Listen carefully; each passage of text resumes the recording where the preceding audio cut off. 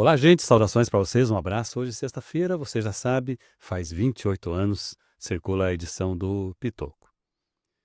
Estamos entrando nessa prosa que você tem visto muito no noticiário, que é a insegurança perceptível a partir de aquele assassinato terrível, que foi, na verdade, uma consequência de coisas que já vinham acontecendo. Me refiro ao assassinato da Rua Manaus, do Luizinho, mas que não saiu do nada. Ele vinha de uma sequência que começou talvez com o roubo de fios de cobre, digamos assim, crimes considerados de menor problema, de menor agressividade, mas que não eram combatidos adequadamente por uma série de razões e que acabou, infelizmente, evoluindo para um óbito e muitas outras ocorrências depois. É um assunto complexo, não existe soluções simples para problemas complexos. Sabemos que tudo isso tem um entorno, não é? É o tema que estamos trabalhando na edição de capa do jornal, contando para vocês que também não se trata de um problema novo. Fui buscar na história, 4 décadas atrás, um problema com indigentes em Cascavel, que tem um indigente que você enxerga na rua, embaixo da marquise, mas tem um indigente intelectual, tem um indigente cultural, tem um indigente educacional, e isso está em todos os segmentos sociais. Tem um indigente político, né, que gera essas indigências todas, né? Estou chamando aqui o Yuval Harari, grande escritor israelense, para dar uma prosa nessa conversa dos mendigos. O que é a combosa de mendigos? Está aqui a capa de hoje, gente. Está aqui, ó, né? 40 anos atrás, Cascavel enchia uma Kombi de mendigos indigentes e mandava para Foz do Iguaçu. Até que a Kombi da prefeitura de Cascavel foi descoberta e gerou um problema diplomático entre as duas cidades. Começa aqui essa história e aí ela vai chegar nos dias de hoje. Por circunstâncias até do destino, acabei encontrando um morador de rua que adotou uma filhote de pomba, está aqui no ombro dele, carrega como se fosse um papagaio. E fui conversar com essa pessoa. Eu queria um personagem para dizer como é a vida na rua. Tanto nós temos medo deles, como eles têm medo da gente. São medos recíprocos. Humanizar essa história não é passar a mão na cabeça de bandido, não. É ter um entendimento sobre todos os ângulos de uma notícia, para que você forme a sua opinião. Ninguém está aqui para dizer como devemos pensar, né? A gente analisa, estuda, está aqui também o comandante da PM, que eu entrevistei nesse mesmo espaço, vocês são testemunhas disso. Peguei a versão da polícia para esses problemas. Estamos ouvindo todos os lados para que possamos ter um melhor entendimento. Por fim, gente, quem é o grupo varejista de Cascavel que adquiriu 2 grandes áreas para atacarejo? Onde estão essas áreas? Em primeiríssima mão aqui no Pitoco, tá? Dessa sexta-feira. Você quer receber o jornal? Manda um e-mail para mim. E-mail tá meio fora de moda, tá bom? Depois eu passo o Insta também. O e-mail é fácil, pitoco@pitoco.com.br. Manda uma mensagem para mim que eu mando essa edição para você, combinado? Estou recebendo aqui para falar de um tema correlato a esse que eu acabei de passar para vocês, que é o tema da educação, que é transversal a tudo, não é? A Eduarda Colli, especialista em educação, que pode trocar uma ideia com a gente a respeito de quantas anda esse aspecto central da sociedade. Eduarda, primeiramente, muito obrigado pela sua presença, tudo bem? Tudo bem, Jairo? Que honra saber hoje 28 anos do Pitoco, circulação do Pitoco. 28 anos, completamos em janeiro, dia 27, 28 Que anos. legal. Você está convidada, você e o Daniel, que está aqui no estúdio também, a Miriam, estão todos convidados para os 50 anos do Pitoco, tá? 2046. Fiquem firmes, tá? Opa, Fiquem saudáveis, fiquem fortes. E como é que fala? Quando você fala para bloquear uma data lá, guarde essa data. já trava Save, na agenda. save the date. Save the date. É assim que você fala. Então salvem essa data, 27 de janeiro de 2046. 2047. Sabemos da relevância do Pitoco, eu eh, conheço e sou acompanhante dele há muito tempo, sabemos o quanto ele informa a sociedade de Cascavel, né? E essa questão da educação, ela é um tema transversal porque ela vai envolver aspectos culturais de uma sociedade, aspectos de formação social também daquela sociedade em questão, cultural, né? Então, a que ponto que nós precisamos pensar em educação visando um futuro melhor, né? E eu não falo da educação das crianças somente, né? Estamos trabalhando aí numa perspectiva de algumas abordagens que trabalham a perspectiva da educação infantil já, que houve muitas melhoras, né? Eu acho que existem diversas linhas de estudo que mencionam, né? E trabalham de forma que sempre almeja o desenvolvimento desse ser integral, né? Esse ser crítico, esse ser construtivo, né? Talvez seria, Eduarda, educar e reeducar adultos. Se você me permite, eu vou compartilhar aqui com as pessoas uma cena que eu vi alguns anos atrás, aqui no centro de Cascavel. Um alcoólatra de rua chegou a um posto de combustíveis aqui no centro, aqui pertinho de onde nós estamos, e implorou por um 50 ml de etanol. De etanol. E o frentista, o que ele fez? Colocou 50 cents de etanol e passou para esse morador de rua. Eu estou dizendo isso não para fazer julgamentos, mas para dizer que o problema do alcoolismo, que é a droga lícita, a droga legal, que é tão danosa quanto qualquer outra droga, e muitas vezes é a porta de entrada do crack, da maconha, da cocaína, uma droga tolerada, ela causa danos em todos os estratos sociais. Daquele tiozinho do corote, que está ali embaixo da marquise, até o bacana lá da cobertura, que agrediu a esposa, que cometeu feminicídio. E é uma droga suportada e tolerada. Mas se a educação pode estar na raiz de tudo, a gente sabe, os problemas estão por aí, Eduardo. Como você atua na educação corporativa, você deve ter percebido já que um dos problemas das empresas, na hora de educar ou reeducar os seus integrantes, os seus funcionários, os seus colaboradores, em algum momento ela vai se deparar com esse problema do vício, né? E eu veja bem, o vício é uma coisa muito abrangente. Pode ser no etanol lá no posto, coisa horrível isso, né? Pode ser no celular, pode ser no jogo no bets, nas bets, nos portais de apostas, pode ser no Instagram, né? Há inúmeros vícios. Como é que faz, hein? A abordagem de vocês, quando vocês implementam projetos de educação corporativa, não vai se defrontar em algum momento com um desses problemas? É muito interessante o que você comentou, porque o vício, ele está atrelado a uma formação social os psicólogos podem falar com mais propriedade, né? Eu tenho apenas uma pós em psicopedagogia com ênfase em educação especial, né? Mas assim, o vício, ele tem uma raiz na formação sociocultural daquela pessoa, né? Daquela raiz de falta, daquela raiz, talvez de uma ausência paterna, né? A gente sabe que é muito comum hoje isso na nossa realidade social, né? E o vício da Beth, inclusive, eu acho que hoje um dos vícios que nós não temos o conhecimento do tamanho da abrangência do problema. Bilhões de reais são gastos, né, em jogos de azar. Bilhões. Pessoas que pegam o seu Bolsa Família ou pegam o seu salário e, ao invés de direcionar para sua atuação ali com a sua família, gasta, né, nesses jogos de azar. O que significa isso? Que é um vício que está obscuro. Não está sendo aberto socialmente. Então, quando a gente vê uma pessoa viciada em drogas, viciada em álcool, ou viciada em algum outro tipo de substância, nós conseguimos visualizar isso. Agora, esse tipo de vício não, Você né? percebe, Eduarda, que esse vício que você está se reportando, ele afeta o ambiente de trabalho, a produtividade? Porque, olha, 70 e poucos % dos brasileiros estão endividados. Agora até saiu esse financiamento no FGTS, né? No Sonegrachê, consignado, garantido pelo FGTS.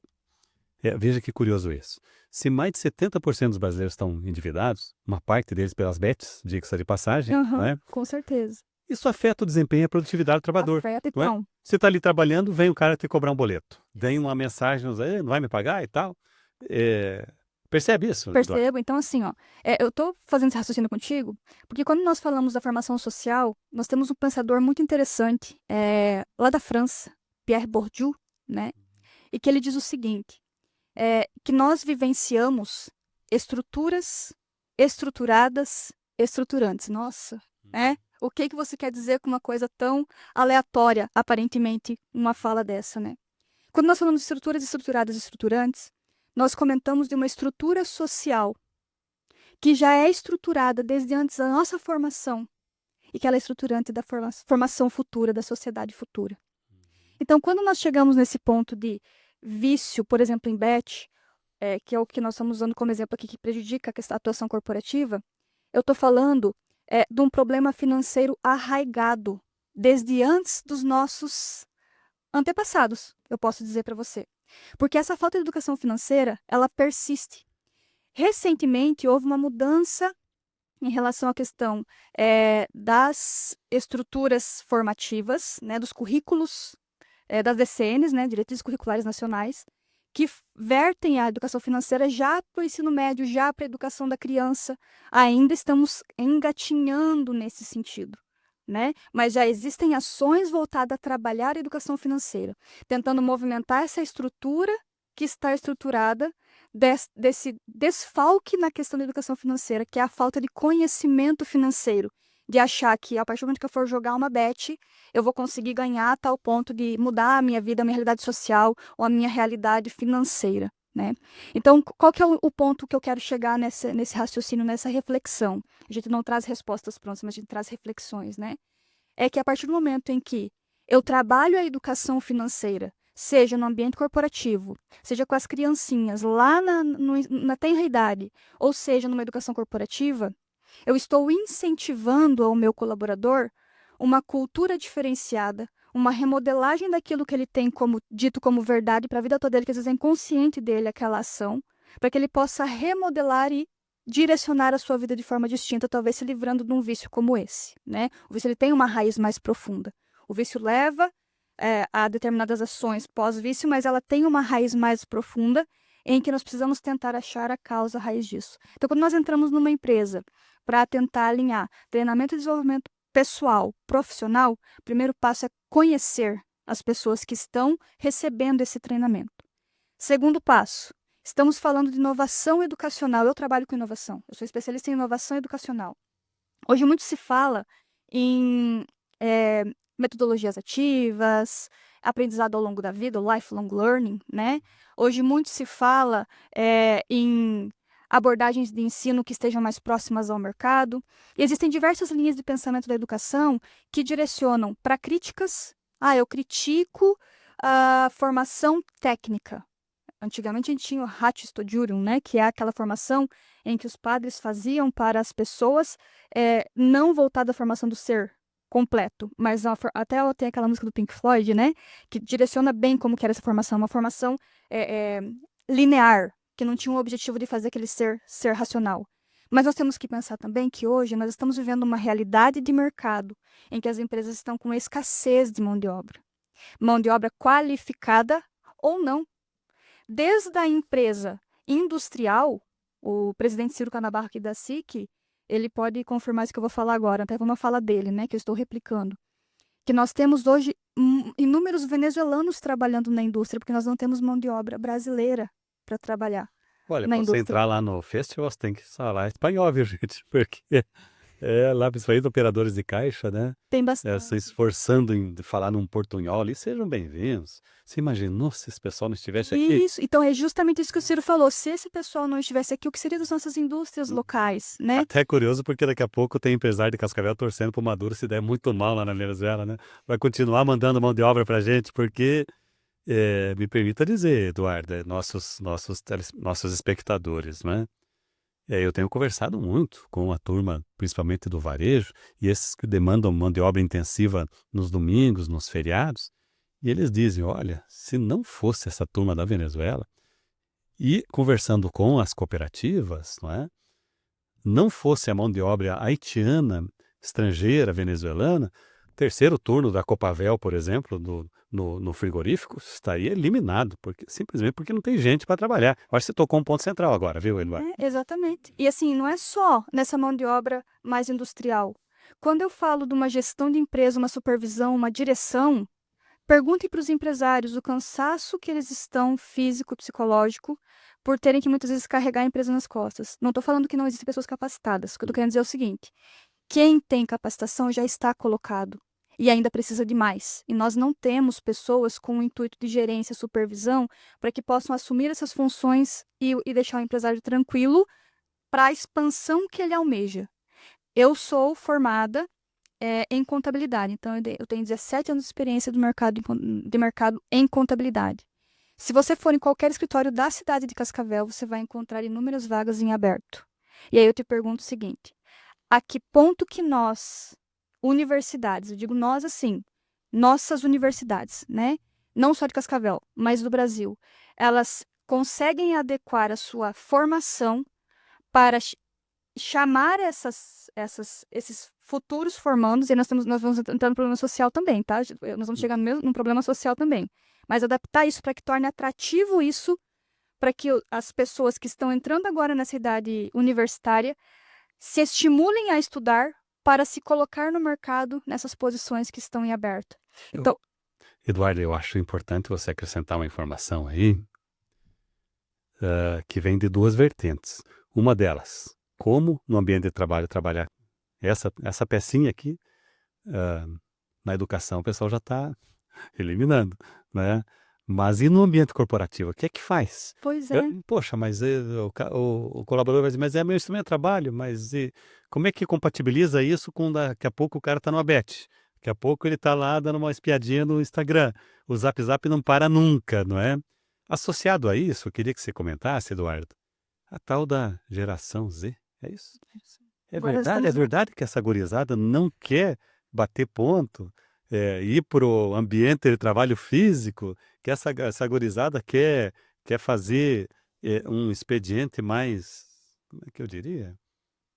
mais flexível. Mais flexível, essa é a palavra que me faltou. Como é que faz, hein, Eduarda? Com o aparelhinho e com a tal da nova geração. E complementando, então, já com a tua pergunta, né, o que eu estava comentando agora é justamente isso, né? As universidades, elas se esforçam, só que nós estamos chegando num momento da vida em que existe pouca natalidade, né? Então, assim, para o cenário das universidades, pensando em sobrevivência de mercado, é um desafio. Nós temos ali vaga na Unioeste, a Unioeste é pública. Eles fazem a prova do vestibular e depois fazem uma segunda chamada, o Provou, para aproveitar as vagas em aberto. Porque as profissões mais tradicionais, engenharia, contabilidade, administração, não estão sendo mais procuradas por esses jovens. E aí eu te digo o seguinte: por quê? Qual que é o problema que nós estamos tendo em relação a isso? Um deles é a questão da formação, que muitas vezes se distancia do que o mercado almeja. Outro é o boom das ações sociais. Existem diversas pessoas que pesquisam sobre isso, mas é o boom das ações sociais da digitalização, né? Do celular. O celular agora é um complemento do nosso corpo. Já não é mais um objeto. Ele já faz parte, é uma extensão do braço. Exatamente. E aí, como que nós vamos trabalhar isso? Então, fui professora por muitos anos, né? Tanto do ensino médio, quanto do ensino superior, quanto de pós-graduação. E trabalho também com inovação, de metodologias de inovação do ensino. E eu digo o seguinte: aproveitem a ferramenta com o que ela tem de oferecer do melhor dela. Proibir talvez não seja o caminho. Não estou falando para as crianças lá no ensino, né? Igual teve a proibição, e não vou entrar nesse mérito, né? Até porque estou falando muito mais do ensino mais da universidade, mais do ensino corporativo. Mas assim, a partir do momento que eu proíbo, existem diversas ações que eu posso ter aqui que podem contribuir para o meu dia a dia, no meu mercado, na minha atuação profissional, né? Desde uma informação, o próprio GPT. O GPT é uma ferramenta extraordinária. Ele não é um Google. Se você souber fazer o prompt de maneira correta... Não fala muito que a gente perde o emprego, tá? É uma baita ferramenta. Daniel, tem que cuidar, porque daqui a pouco o robozinho começa a escrever o pitoco aqui... E aí eu vou fazer o quê na vida? Tá certo que eu já fiquei milionário, com o jornal não preciso mais, tô trabalhando só por esporte, mas... Mas aí que tá o ponto, Jairo. Mas preciso ocupar o tempo. É nesse sentido, o GPT ele veio para facilitar a vida, não para nos prejudicar, né? Eu acho que o intuito é assim, ó, por mais que o GPT faça, ele vai precisar do Jairo para fechar, porque é o Jairo que tem o quê do que o Pitoco é, da cultura do Pitoco, né? Não que o GPT não possa aprender isso, mas ele não vai ficar tão perfeito quanto com o teu fechamento. Eu acho que é nesse caminho que nós temos que trabalhar. A perspectiva da digitalização, não como uma inimiga, mas como um complemento disso. Então, a primeira pergunta é, eu acho que eu acabei de responder, né? Seria mais levar para esse sentido. Ah, mas trabalha num cunho mais industrial, que não pode mexer, aí é questão da execução mesmo, né? Guarda o celular e mãos à obra. O intervalo você pega e tudo certo. Agora, uma profissão que já vai exigir mais informação, por exemplo, na área de contabilidade, engenharia, por que não fazer um complemento disso, um atendimento ao público, né? Eu tenho hoje uma ferramenta extraordinária na minha mão que eu consigo qualquer informação, a qualquer momento, por meio daqui. Só que é uma informação que muitas vezes ela não está filtrada. Então, como eu posso trabalhar no ambiente corporativo, o filtrar a informação para fazer isso útil para a minha empresa? Eu acho que é esse o caminho. É aí que entra as universidades corporativas e é aí que entra o treinamento e desenvolvimento educacional, porque nós trabalhamos com competências. Então, quando eu trabalho competências com essas pessoas que desenvolvem competências, por exemplo, de criatividade. Sabia que criatividade pode ser desenvolvida? Olha só. Você não precisa nascer É. criativo. Você é uma habilidade, uma soft skill que você Mas desenvolve isso na primeira infância? em qualquer momento da vida, Jairo. Você pode trabalhar com as pessoas para desenvolver criatividade, para desenvolver inovação, para transformar aquela pessoa numa pessoa resolutiva de problemas. Essas são as soft skills mais almejadas pelo mercado de trabalho. Porque hoje nós temos uma dificuldade que você contrata por competência técnica e demite por ineficiência ética, que envolve as soft skills, que envolve a criatividade, que envolve a inovação, que envolve a resolução de problemas, que envolve a inteligência emocional para lidar com pessoas. Isso tudo são habilidades desenvolvíveis dentro do contexto do ambiente corporativo ou das universidades. E aí eu trago para você o contexto o que nós podemos fazer para a geração Z se sentir acolhida. É muito interessante isso, porque é um conflito geracional, né? Nós que somos da geração X, Y, né, que são as gerações antecessoras. A geração da bunda na cadeira, o dia inteiro no escritório, né? Não é isso que essa gurizada quer. Não. Tô dando uns tapas aqui, Miriam. Desculpa, tô dando uns tapas no microfone. Mas é que, embora a minha descendência seja germânica e não italiana, os braços é meio inquieto, né? E agora? Agora, o intuito, então, eu entendo que essa meninada que está chegando aí, existe um estudo social, inclusive vou complementar esse raciocínio, né? Que esse estudo foi o que apresenta que essa geração de agora, ela teve tudo que os pais não tiveram. Então, assim, eu sou mãe e eu não tive o brinquedo Y, eu não tive a possibilidade X, então eu vou proporcionar para o meu filho.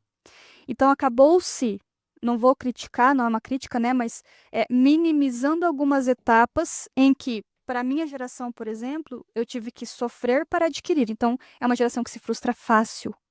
Ela é uma geração que ela está muito preocupada com o seu bem-estar. E aí eu te pergunto, ela está errada? Eu acho que todos nós buscamos isso, né? Só que nem todos admitimos. Exatamente. Então, assim, a que ponto que eu consigo adaptar a minha atuação para aproveitar o melhor dessa geração? Aí existe uma fala assim, eles querem ser influencer, eles querem ganhar dinheiro fácil. Eu entendo que esse modelo de trabalho, assim como a mudança digital que nós estamos tendo, também vai passar por uma remodelagem, assim como a educação está passando por uma revolução. Nós estamos vivenciando, só que como nós estamos dentro da revolução, nós não estamos vendo isso. E da mesma forma isso está acontecendo no ambiente corporativo. Nós temos que pensar assim que as empresas precisam expandir, as empresas precisam de mão de obra capacitada, mas as pessoas não estão mais querendo passar 10 horas do seu dia dentro de um escritório fechado.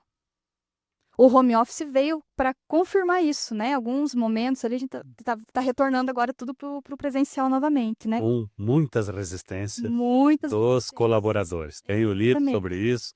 Pessoal, me matem, mas não me levem de volta para o escritório. O que está acontecendo, gente? Então, acho que é muito. Mas o home office pode ser tão produtivo quanto o presencial? Com certeza, assim, existem pesquisas que mostram que sim, talvez até mais, né?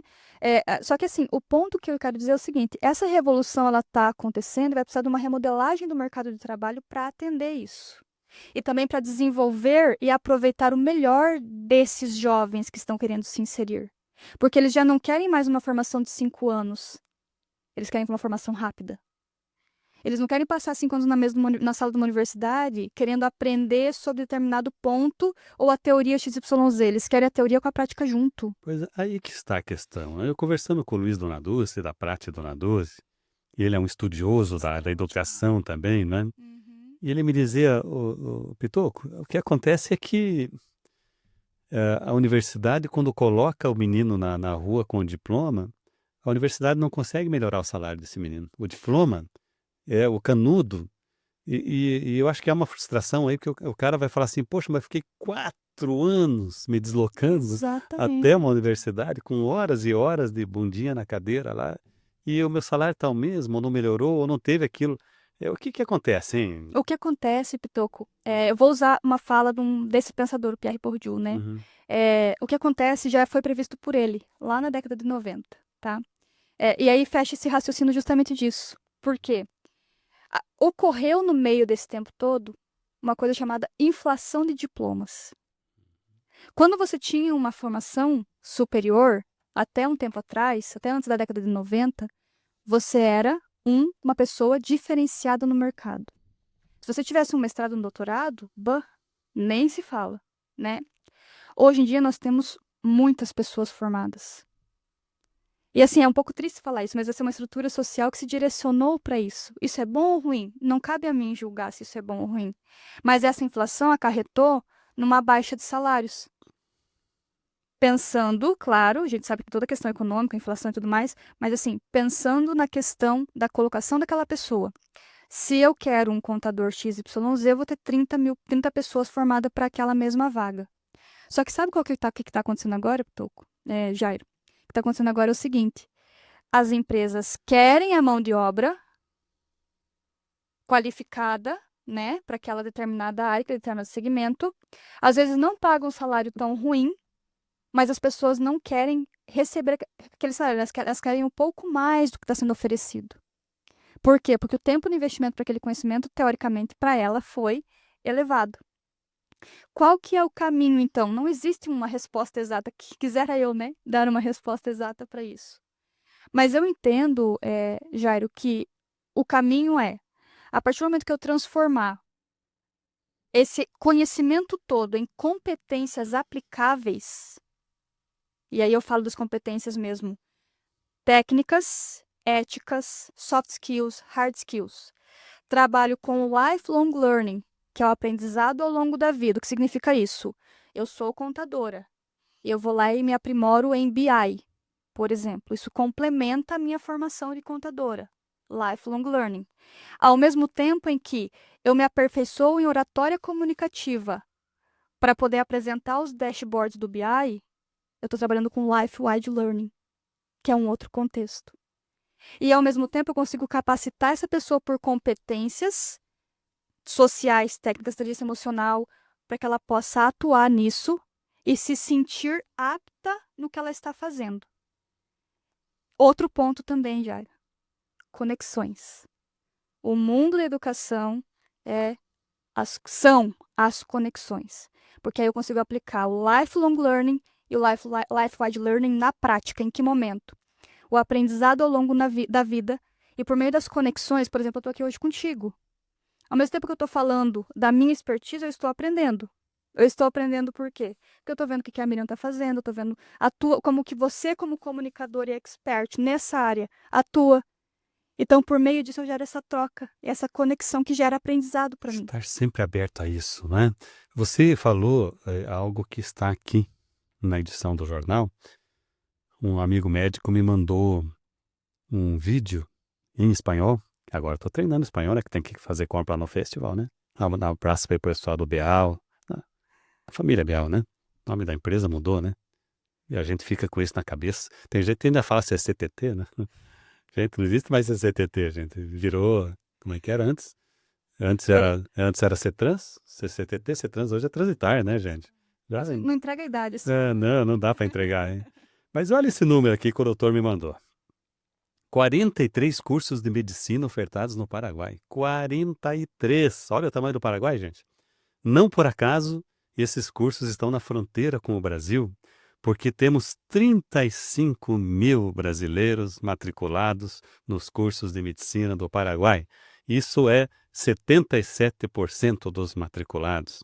Estou colocando aqui que a máquina de imprimir canudos médicos no país vizinho roda dia e noite imprimindo diploma, tá, gente? Somente no ano passado foram emitidos 6.300 diplomas para médicos no Paraguai. Isso É verdade que tem que fazer o revalida e tal, coisa arada, mas vem dentro daquilo que a Eduarda acabou de falar.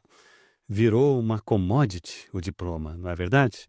O que é uma commodity? É um produto de baixo valor agregado que, se não incorporar esses elementos que você acabou de colocar aqui, pode valer muito pouco ou nada, não é? Eduardo, estamos indo para a parte final da nossa prosa, da nossa conversa. Eu sei que nem eu nem você não somos o Yuval Harari, que está aqui na capa do Pitoco, para minha honra. Li os 3 primeiros livros dele. Estou devendo o 4º, Yuval, mas eu vou ler ainda, tá? É um gênio esse cidadão.